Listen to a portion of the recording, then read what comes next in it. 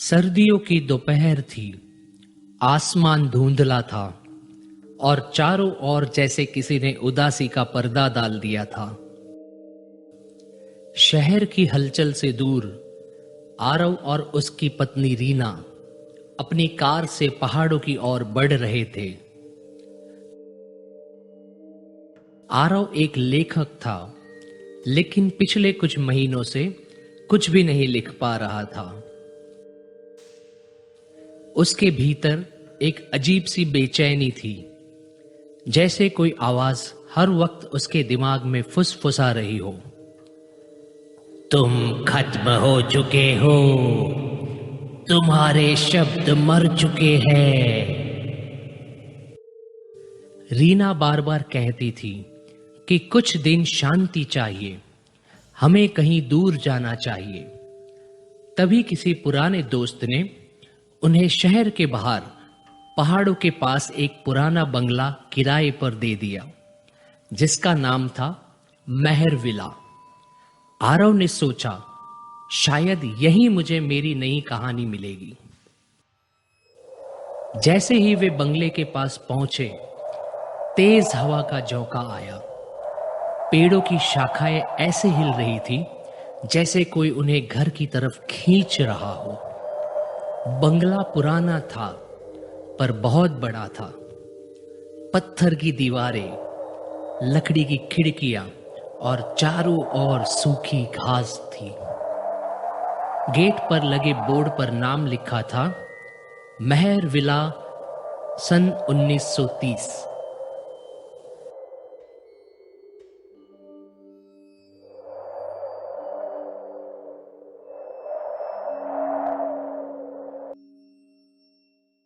अंदर जाते ही उसे हल्की सी ठंडी महसूस हुई। घर की दीवारों पर पुरानी पेंटिंग्स टंगी थी, धुंधली, लेकिन सबकी आंखें जैसे उन्हें देख रही थी।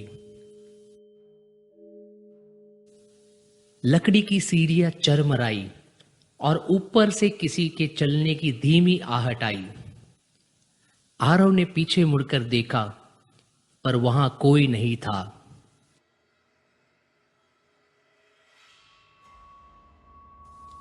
रीना ने मुस्कुराते हुए कहा, पुराने घरों में ऐसे ही आवाजें आती हैं, डरने की जरूरत नहीं है। आरव ने सिर हिलाया, लेकिन मन में ही कुछ हलचल थी। शाम होते होते दोनों ने सामान सेट किया। बाहर धुंध फैल गई थी। दूर जंगल से उल्लू की आवाज आ रही थी और हवा खिड़कियों से टकराकर अजीब सी सीटी बजा रही थी। आरव स्टडी रूम में लैपटॉप खोलकर कुछ लिखने लगा था। कुछ देर तक वह स्क्रीन को घूरता रहा, लेकिन शब्द नहीं निकल रहे थे।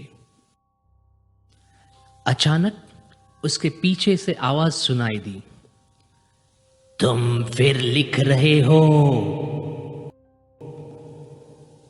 वह चौंक गया। रीना नीचे रसोई में थी। उसने पीछे मुड़कर देखा, वहां कोई नहीं था। कमरे का दरवाजा खुला, पर बाहर सन्नाटा था।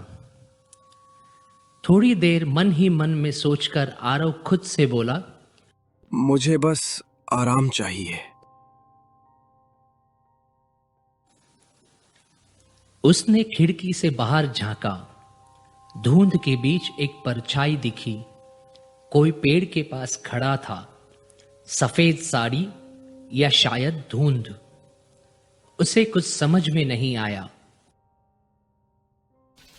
वह नीचे गया, बाहर निकलकर देखा, पर वहां कुछ भी नहीं था, सिर्फ हवा और सूखी घास की सरसराहट। उसे लगा शायद थकान और नींद की वजह से उसे ऐसा लग रहा है।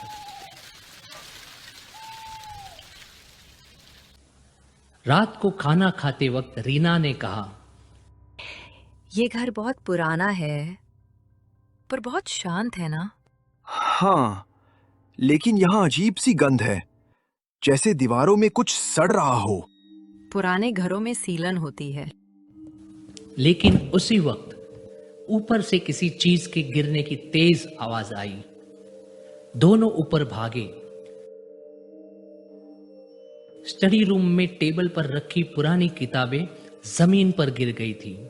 रीना ने कहा, शायद खिड़की से हवा आई होगी। पर खिड़कियां तो बंद थी। किताबों के बीच एक डायरी पड़ी थी, बहुत पुरानी, चमड़े के कवर वाली। उस पर उभरे अक्षरों से लिखा था, डॉक्टर ओमकार मेहर।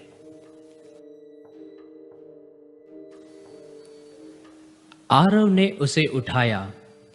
किताब के पन्ने पीले पड़ चुके थे। पहला पन्ना खोला। उसमें लिखा था, हर इंसान के भीतर एक दूसरा चेहरा छिपा होता है। जब वह चेहरा बाहर आता है तो आदमी खुद को पहचान नहीं पाता। किसी पुराने मालिक की होगी, छोड़ दो। पर आरव की आंखें ठहर गई। वह फुसफुसाया, शायद यही है मेरी अगली कहानी। उसने डायरी पढ़नी शुरू की। पन्नों में डॉक्टर ओमकार मेहर नामक व्यक्ति का उल्लेख किया था, जो 1930 के दशक में इसी बंगले में रहता था। वह मानसिक रोगियों पर प्रयोग करता था, लेकिन उसके प्रयोग अजीब थे। वह मानता था कि डर एक आत्मा है जो इंसान के भीतर रहती है। जितना आरव पढ़ता गया, उतनी ही उसके मन में बेचैनी बढ़ती गई। डायरी में लिखा था, कभी कभी डर शरीर में नहीं, घर की दीवारों में बस जाता है और तब घर खुद इंसान को निगल लेता है। वह पन्ने पलटता गया। एक पन्ना अधूरा था। उस पर स्याही में उंगलियों के निशान थे और नीचे लिखा था, अगर तुम यह पढ़ रहे हो तो समझ लो कोई तुम्हें देख रहा है। अचानक तेज हवा का झोंका आया। आरव के शरीर में सिरहन दौड़ गई। वह डायरी बंद करके उठा, लेकिन उसे लगा जैसे किसी ने उसके कंधे पर हाथ रखा हो। वह पलटा, पर वहां कोई नहीं था। पर पीछे दीवार पर एक छाया थी, इंसानी आकार की छाया, जो धीरे धीरे हिल रही थी। तब तक रीना ऊपर आई थी। क्या हुआ आरव? दीवार पर कोई था। रीना ने देखा वहां कुछ नहीं था। उसने हंसकर कहा, तुम ज्यादा सोच रहे हो आरव, थक गए हो शायद। आरव ने सिर हिलाया, लेकिन जब उसने वापस देखा, छाया गायब नहीं हुई थी। उसे लगा कि वह छाया जैसे मुस्कुरा रही हो। रात गहरी हो गई थी।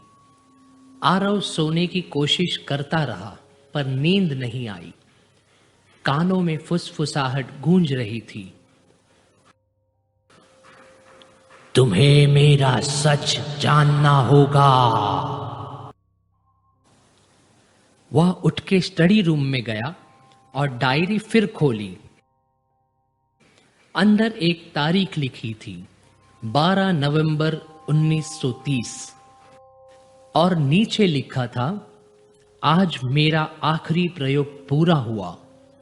मैंने अपने ही भीतर उस आत्मा को जगा लिया है। आरव के हाथ कांप गए। बाहर हवा चल रही थी। खिड़की के शीशे पर किसी ने उंगली से लिखा, डर सच बन जाता है। अगली सुबह रीना रसोई में नाश्ता बना रही थी और आरव उसी डायरी को बार बार पढ़ रहा था। हर पन्ने में जैसे कोई कोड था, कोई संकेत था। डॉक्टर ओमकार मेहर लिखते हैं, डर एक वायरस है, एक दिमाग से दूसरे दिमाग में फैलता है। अगर कोई इसे समझ ले तो वह खुद भी इसका शिकार हो सकता है। आरव ने अपने नोटबुक में लिखना शुरू किया। क्या डर सच में किसी को पकड़ सकता है? लेकिन जैसे ही उसने पेन उठाया, पीछे से किसी ने कहा, तुम बहुत करीब आ चुके हो। वह झटके से पीछे मुड़ा। कमरा खाली था। सिर्फ खिड़की के शीशे पर धुंधली सी आकृति, सफेद चेहरा, लाल आंखें। वह चीख पड़ा, रीना! रीना दौड़कर आई। क्या हुआ? आरव कांपते हुए बोला। वहां कोई था। रीना ने खिड़की देखी। ये तो तुम्हारा प्रतिबिंब है। वह हंस दी, पर आरव की हंसी नहीं लौटी। दिन भर वह बेचैन रहा। कभी दीवारों पर हाथ रखता, कभी छत को देखता, जैसे कुछ सुनने की कोशिश कर रहा हो। रात में उसने कैमरा निकाला और बेडरूम में और स्टडी रूम के कोने में सेट कर दिया। उसे लगा, अगर यहां कुछ है तो कैमरा जरूर पकड़ लेगा। रीना ने कहा, तुम ये सब क्यों कर रहे हो? इस घर में कुछ है, मैं उसे साबित करूंगा। रीना ने सिर हिलाया। शायद तुम्हें ब्रेक की जरूरत है। वह सोने चली गई। रात के 2 बजे कैमरे की लाल लाइट अब भी जल रही थी। आरव की आंखें भारी थी, लेकिन तभी कमरे में हल्की खटखटाहट हुई। उसने कैमरे की स्क्रीन देखी, पर वहां कुछ नहीं दिखा। पर आवाज फिर से आई।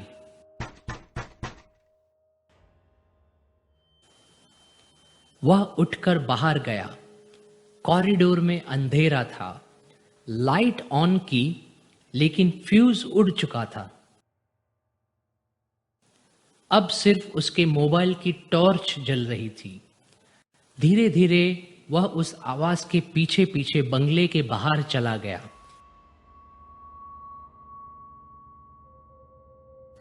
लेकिन फिर आवाज आनी बंद हो गई, तो वह वापस लौटा।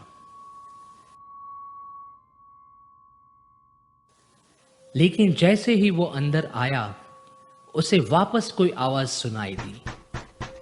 आवाज अब सीढ़ियों के ऊपर से आ रही थी, शायद स्टडी रूम से ही। वह ऊपर पहुंचा। दरवाजा थोड़ा खुला हुआ था।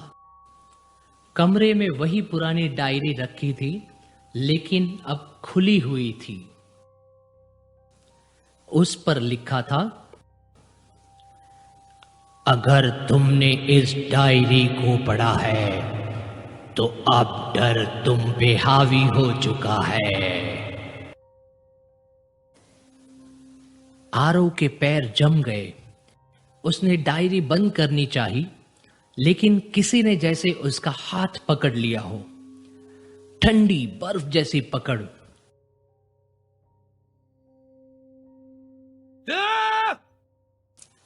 उसने चिल्लाकर हाथ छुड़ाया, पर वहां कोई नहीं था। वह भागकर बेडरूम में गया। रीना अब भी सो रही थी। उसने उसे जगाया नहीं, बस कोने में बैठकर मन ही मन सोचता रहा। धीरे धीरे उसकी सांसें भारी हो गई, और तभी उसे दीवार पर किसी के चलने की आवाज सुनाई दी, जैसे कोई उल्टा चल रहा हो। वह दीवार के पास गया, कान लगाया। उसे किसी की फुसफुसाहट सुनाई दी। मैंने कहा था ना, तुम बहुत करीब हो। सुबह जब रीना उठी तो देखा आरव बालकनी में बैठा था। उसकी आंखें लाल थी। वह रात भर सोया नहीं था। रीना ने कहा, आरव, ये सब तुम्हारे दिमाग का खेल है। शायद तुमने उस डायरी में लिखी हुई बातों को कुछ ज्यादा ही सीरियसली लिया है। अगर ये सब दिमाग का खेल है तो उस कैमरे में दिख ही जाएगा। फिर भी उसने लैपटॉप निकाला और फुटेज चलाया। रीना भी उसके पास खड़ी होकर देखने लगी। शुरुआत में सब सामान्य था। आरव सोता हुआ दिख रहा था। फिर अचानक कमरे का दरवाजा थोड़ा खुला। एक धुंधली परछाई अंदर आई और उसके बगल में झुककर कुछ फुसफुसाया। वीडियो में आवाज धीमी थी पर साफ सुनाई दी।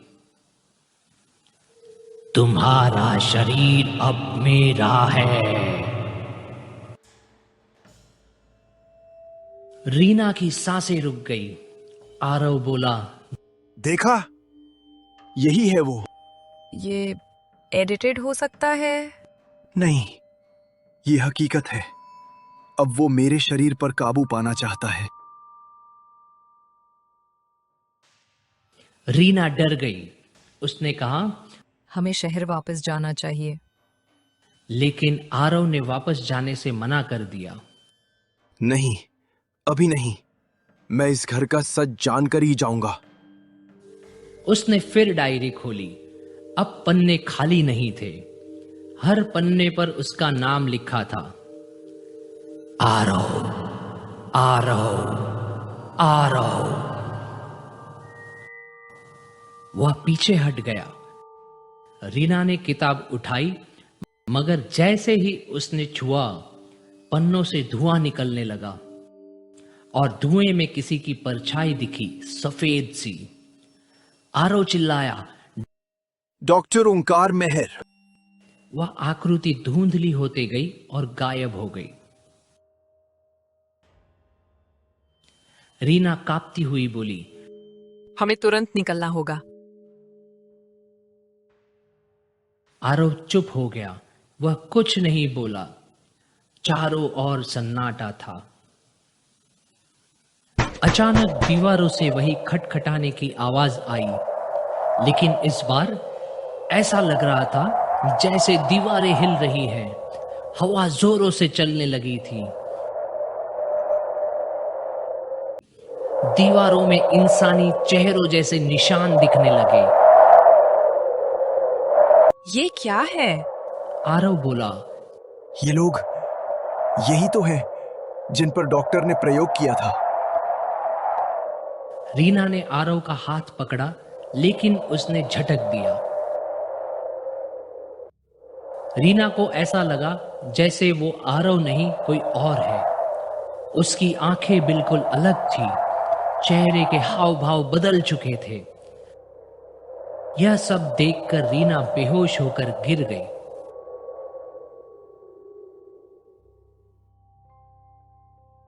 होश में आने के बाद जब रीना ने देखा, आरव वहां नहीं था।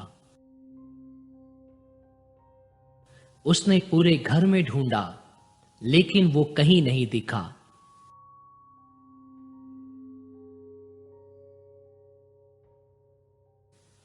जब उसने कैमरा फुटेज देखी तो वो हैरान हो गई।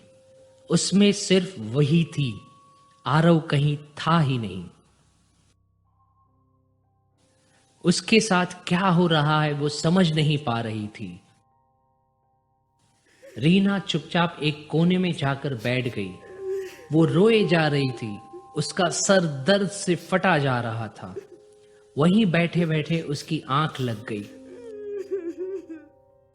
जैसे सुबह की हल्की रोशनी दीवारों पर पड़ी, वैसे रीना की आंखें खुली। उसका सिर अभी भी भारी था। पिछली रात की घटनाएं धुंधली थी, लेकिन एक बात साफ थी कि आरव अब उसके साथ नहीं था। वह लड़खड़ाते कदमों से उठी और हर कमरे में उसे ढूंढने लगी। उसकी आवाज गूंज रही थी, आरव, तुम कहाँ हो? लेकिन उसे कोई जवाब नहीं मिल रहा था। सीढ़ियों के नीचे कोई हल्की सरसराहट हुई। रीना नीचे पहुंची। वहां डायरी खुली हुई थी और उस पर ताजी स्याही से लिखा था, मैं यही हूं।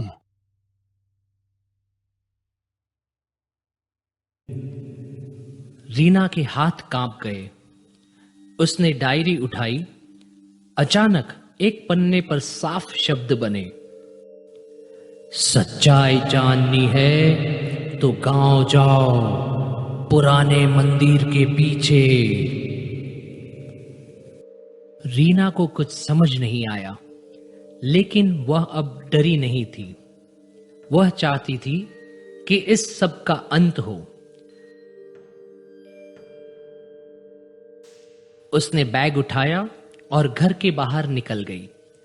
बाहर धुंध थी, लेकिन दूर कहीं सूरज की किरणें फूट रही थी। गांव नजदीक ही था।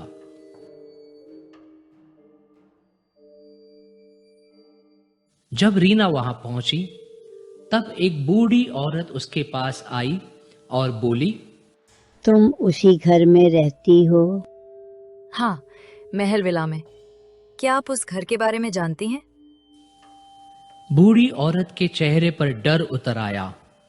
उसने धीरे से कहा, वो घर नहीं, वो जाल है। जिसने भी वहां कदम रखा वो लौटकर कभी पहले जैसा नहीं रहा। क्यों? डॉक्टर ओंकार मेहर पागल था। वो कहता था कि वो इंसान के डर को निकालकर कांच में बंद कर सकता है। उसने कई लोगों पर प्रयोग किए, उनके डर को मापने की कोशिश की, पर एक दिन वो खुद ही अपने प्रयोग में फंस गया और उस दिन से वो घर खंडहर बन गया।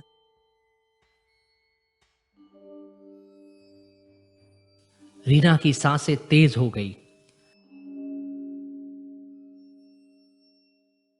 क्या कोई जानता है कि डॉक्टर ओंकार मेहर मर गया या जिंदा है? कोई नहीं जानता। कुछ कहते हैं उसने खुद को उस घर में कैद कर लिया था और वही घर में मर गया होगा। उस घर के आसपास भी कोई नहीं जाता।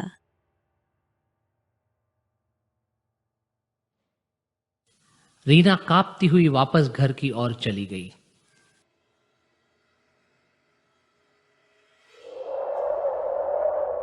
घर के गेट पर पहुंचते ही हवा तेज चलने लगी। ऐसा लगा जैसे घर उसकी वापसी का इंतजार कर रहा हो।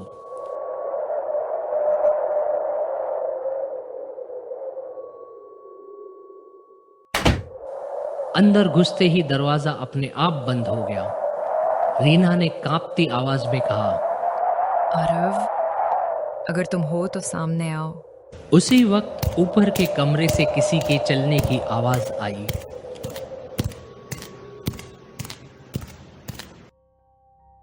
वह भागती हुई सीढ़ियां चढ़ी। दरवाजा खुला था। कमरा वैसा ही था, पर अब दीवार पर आरव की तस्वीरें लगी थी। हर तस्वीर में वो मुस्कुरा रहा था, लेकिन आखिरी फोटो में उसका चेहरा विकृत था, आंखें पूरी काली। रीना चीख पड़ी। अचानक पीछे से आरव की आवाज आई, क्यों आई हो तुम यहां? वह मुड़ी। आरव खड़ा था, लेकिन उसका चेहरा थका हुआ था, आंखें निस्तेज थी। रीना ने रोते हुए कहा, आरव, हमें यहाँ से जाना होगा। ये घर तुम्हें खा जाएगा।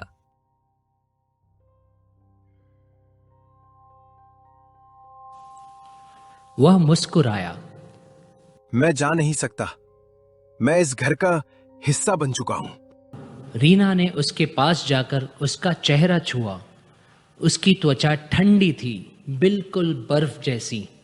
वह बोली, तुम्हें कुछ नहीं होगा आरव, मैं तुम्हें इससे निकालूंगी। आरव ने उसकी आंखों में देखा और धीरे से कहा, रीना, तुम यहां से चली जाओ। उसे पता चल गया था वहां पे कुछ होने वाला है। उसी पल कमरे की बत्तियां टिमटिमाई।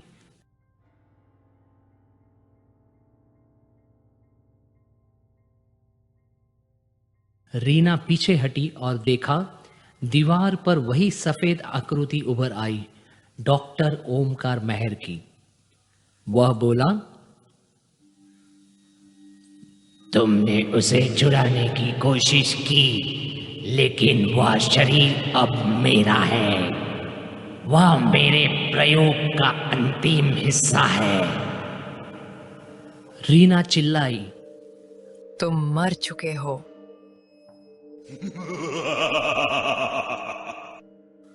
मेरा शरीर मर गया था, लेकिन मन नहीं। अभी भी मैं उसमें जिंदा हूं।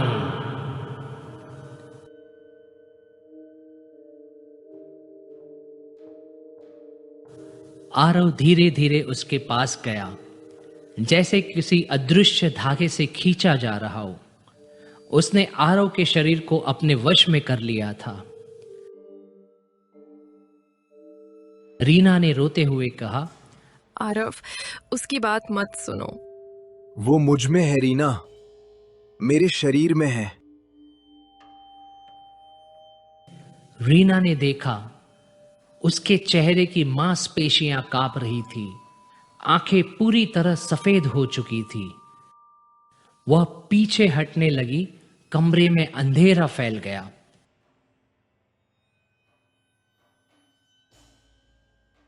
अचानक एक तेज चमक हुई। दीवार पर नाम लिखा था, अगला अध्याय रीना। रीना आरव से बार बार कह रही थी, आरव, चलो यहां से। पर आरव बोल नहीं रहा था। वह दीवार की तरफ देख रहा था। रीना ने उसका हाथ पकड़ा, लेकिन उसका हाथ ठंडा और भारी था। वह धीरे धीरे पत्थर में बदलने लगा था। उसकी आंखों से खून बहने लगा और उसने पूरा जोर लगा के बोला, भागो रीना, यहां से जल्दी निकलो। रीना ने दरवाजा खोला और बाहर भागी। घर के बाहर पहुंचकर उसने पीछे देखा तो घर जल रहा था। उसने आखिरी बार पीछे देखा। ऊपर की खिड़की में आरव खड़ा था, मुस्कुराता हुआ, जैसे कभी गया ही नहीं। रीना बेहोश होकर गिर गई।